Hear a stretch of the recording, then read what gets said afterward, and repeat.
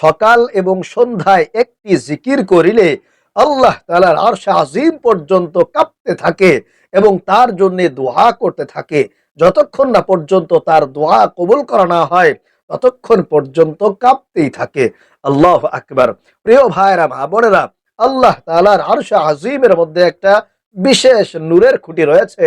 যখন কোনো বান্দা বান্দি দুনিয়ায় বসে বসে এই জিকির পাঠ করতে থাকে তখন সঙ্গে সঙ্গে ওই জিকিরের আওয়াজ আল্লাহ তাআলার আরশ আজিমে গিয়ে ধাক্কা দেয়। তখন সেই নূরের খুঁটি কাঁপতে থাকে।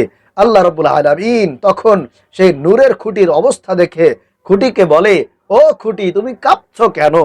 খুঁটি বলে, আল্লাহ গো, তোমার অমুক বান্দা, তোমার অমুক বান্দি দুনিয়ায় বসে বসে এই জিকির পাঠ করছে, যার কারণে আমি খুঁটি কাঁপছি। তখন আল্লাহ বলে, ও খুঁটি, তুমি তোমার কাঁপা বন্ধ করে দাও। তখন খুঁটি বলে, আল্লাহ গো, আমি আমার কাঁপা অতক্ষণ না পর্যন্ত বন্ধ করতে পারবো না যতক্ষণ না পর্যন্ত তুমি তোমার ওই বান্দা বান্দিকে ক্ষমা করে দিবা, তুমি তোমার ওই বান্দা বান্দির দোয়া মুনাজাত কবুল করে নিবা। আল্লাহু আকবার। তখন অবশেষে আল্লাহ রাব্বুল আলামিন খুঁটির অনুরোধে ওই বান্দা বান্দির সমস্ত গুনাহগুলো ক্ষমা করে দেন এবং তাদের দোয়াকে, তাদের মুনাজাতটাকে কবুল আর মঞ্জুর করে নেন। সুবহানাল্লাহ। প্রিয় ভাইরা মা বোনেরা, এই জিকিরটি হলো একেবারে সর্বশ্রেষ্ঠ জিকির, সবচেয়ে উত্তম জিকির।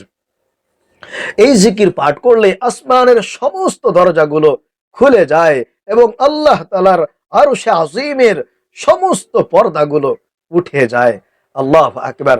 আল্লাহ তাআলার নবী হযরতে মূসা আলাইহিস সালাম একদিন আল্লাহ তাআলাকে বললেন, ও আল্লাহ, আপনি আমাকে এমন একটি দোয়া শিখিয়ে দেন যেই দোয়ার মাধ্যমে আমি আপনার জিকির করব, আমি আপনাকে স্মরণ করব। তখন আল্লাহ পাক রব্বুল আলামিন হযরতে মূসা আলাইহিস সালামকে এই দোয়াটি শিক্ষা দিয়েছিলেন। প্রিয় ভাইরা মা বোনেরা, নবীজি সাল্লাল্লাহু আলাইহি ওয়াসাল্লাম বলেছেন, 7 আসমান এবং 7 জমিনকে যদি এক পাল্লায় রাখা হয় আর অপর পাল্লায় যদি এই জিকিরকে রাখা হয় তাহলে এই অপর পাল্লার জিকিরই সবচেয়ে বেশি ভারী হবে। সুবহানাল্লাহ। এজন্য প্রিয় ভাইরা মা বোনেরা, এই জিকিরটি করে বান্দা যদি আল্লাহর কাছে কিছু চায়, আল্লাহর কাছে কোনো দোয়া করে, আল্লাহ রাব্বুল আলামিন অবশ্যই তার চাওয়াকে পূরণ করে দেন এবং তাদের দোয়াটাকে কবুল আর মঞ্জুর করে নেন। আল্লাহু আকবার। প্রিয় ভাইরা মা বোনেরা, এজন্য আমি আপনাদেরকে বলবো, আপনাদের মধ্যে অনেকেই অনেক ঋণগ্রস্ত আছেন, বিপদগ্রস্ত আছেন, অভাব অনটনের মধ্যে আছেন, দুশ্চিন্তার মধ্যে আছেন।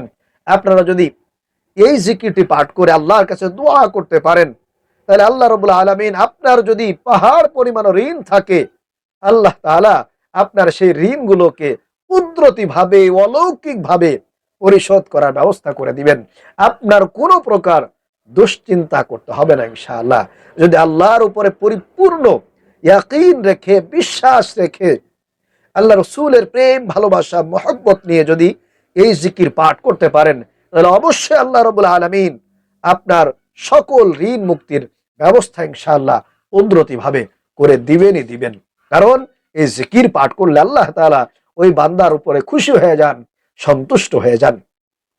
এবং আপনাদের যাদের অনেক বেশি অভাব অনটন আছে, দুঃখ কষ্ট আছে, পেরেশানি আছে, চতুর্দিকে অভাব, পরিবার সংসারে কোনো প্রকার ইনকাম নাই, বরকত নাই, যা ইনকাম করেন, যা কামাই করেন তাই যেন মুহূর্তের মধ্যে শেষ হয়ে যায়, বরং ঋণ করে আপনাদেরকে সংসার চালাতে হয়। আমি বলবো আজকের এই শ্রেষ্ঠ ফজিলতপূর্ণ বরকতপূর্ণ জিকিরটি করে আল্লাহর কাছে যদি দুহাত তুলে মোনাজাত করতে পারেন, চাইতে পারেন, অবশ্যই আল্লাহ রাব্বুল আলামিন আপনার চাওয়াতে সাড়া দিবেন, আপনার ডাকে সাড়া দিবেন, আপনার দোয়াখানিকে কবুল আর মঞ্জুর করে নিবেন ইনশাআল্লাহ তাআলা। প্রিয় ভাইরা মা বোনেরা, যাদের সন্তান হয় না, অনেক দিন পর্যন্ত চেষ্টা করতেছেন, বিভিন্ন ডাক্তার দেখাচ্ছেন, কবিরাজ দেখাচ্ছেন, কিন্তু সন্তান হচ্ছে না, আপনি মা হতে পারছেন না, আপনি বাবা হতে পারছেন না, সে আশাটা আপনার এখনো পূরণ হচ্ছে না, দেয়ালে পিঠ লেগে গেছে, কোনোভাবেই সন্তান আপনাদের হচ্ছে না।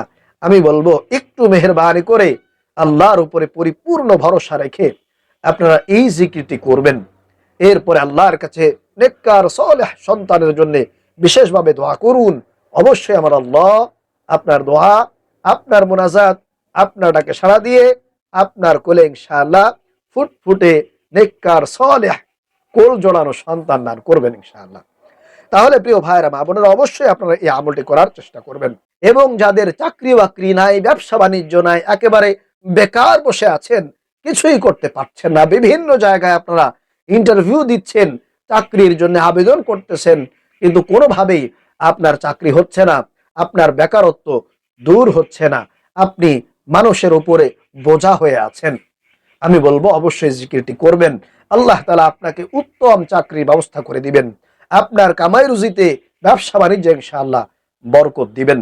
যারা বিদেশে যেতে চাচ্ছেন, ভিসা পাচ্ছেন না, দালাল ঘুরাইতেছে, অনেক দিন পর্যন্ত অপেক্ষায় আছেন, কোনোভাবেই হচ্ছে না, তাহলে বলবো অবশ্যই আজকের এই আমলটি করবেন।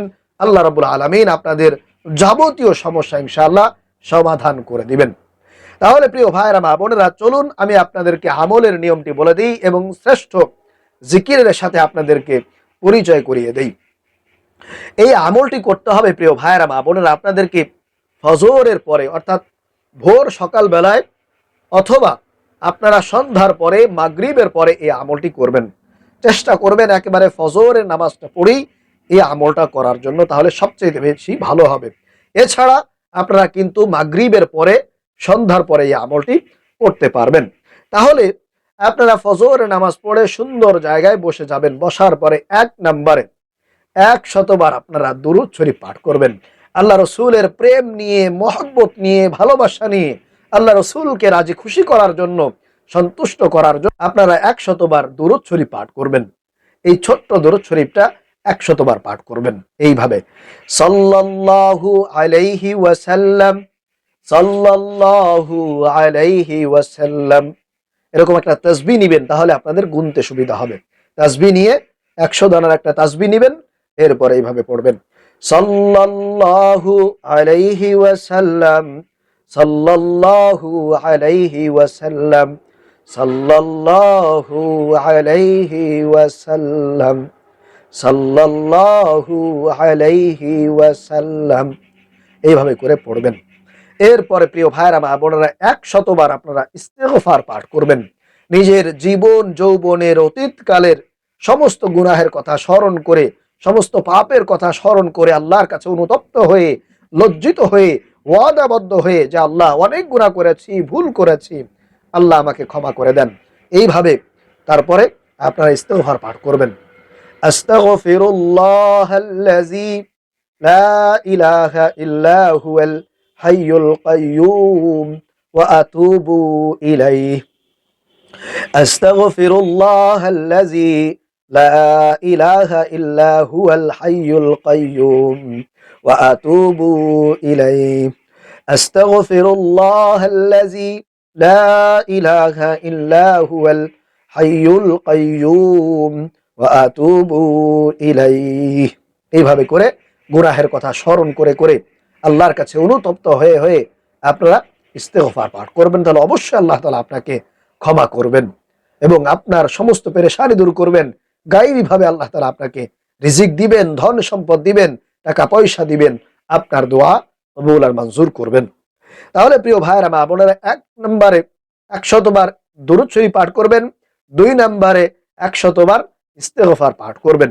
এরপরে 3 নম্বরে আপনারা দোয়ায়ে ইউনুস, দোয়ায়ে ইউনুস আপনারা 1 বার পাঠ করবেন, মাত্র 1 বার দোয়ায়ে ইউনুস পাঠ করবেন, পড়বেন, লা ইলাহা ইল্লা আনতা সুবহানাকা ইন্নী কুনতু মিনাজ জালিমিন, লা ইলাহা ইল্লা আনতা সুবহানাকা ইন্নী কুনতু মিনাজ জালিমিন।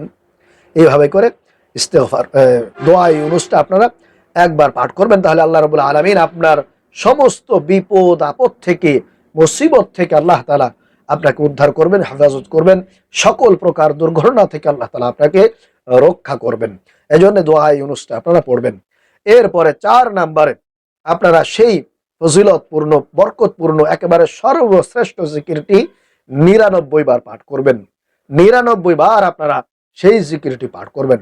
সেই জিকিরটি হলো লা ইলাহা ইল্লাল্লাহ, লা ইলাহা ইল্লাল্লাহ, লা ইলাহা ইল্লাল্লাহ, লা ইলাহা ইল্লাল্লাহ, লা ইলাহা ইল্লাল্লাহ, লা ইলাহা ইল্লাল্লাহ ৯৯ বার।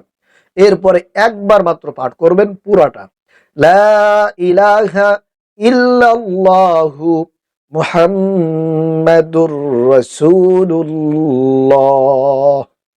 সাল্লাল্লাহু আলাইহি ওয়াসাল্লাম। এই ১০০ বার হয়ে গেল। এরপরে আপনারা আবারও কয়েকবার দুরূদ শরীফ পাঠ করে আল্লাহর কাছে মুনাজাত করবেন। মুনাজাতের শুরুতে আপনারা পড়বেন ইয়া যাল জালালি ওয়াল ইকরাম, ইয়া যাল জালালি ওয়াল ইকরাম, ইয়া যাল জালালি ওয়াল ইকরাম। এরপর আল্লাহর কাছে আপনারা অনুনয় বিনয় করে আপনাদের সমস্যার কথাগুলো তুলে ধরবেন, আল্লাহর কাছে বলবেন। অবশ্যই আল্লাহ তাআলা তার সমস্ত দরজাগুলো আপনার জন্য খুলে দিবেন। আরশে আজিমের সমস্ত পর্দাগুলো উঠে যাবে, আপনার দোয়া বিনা বাধায় আল্লাহর কাছে পৌঁছে যাবে। আল্লাহ তাআলা সঙ্গে সঙ্গে আপনাটাকে সাড়া দিবেন, আপনার দোয়াটাকে কবুল আর মঞ্জুর করবেন ইনশাআল্লাহ। আল্লাহ রাব্বুল আলামিন আমাদেরকে এই আমলটি করার মাধ্যমে আমাদের সকল অভাব অনটন, ঋণ মুক্তির ব্যবস্থা করার তৌফিক দান করুন। আমিন।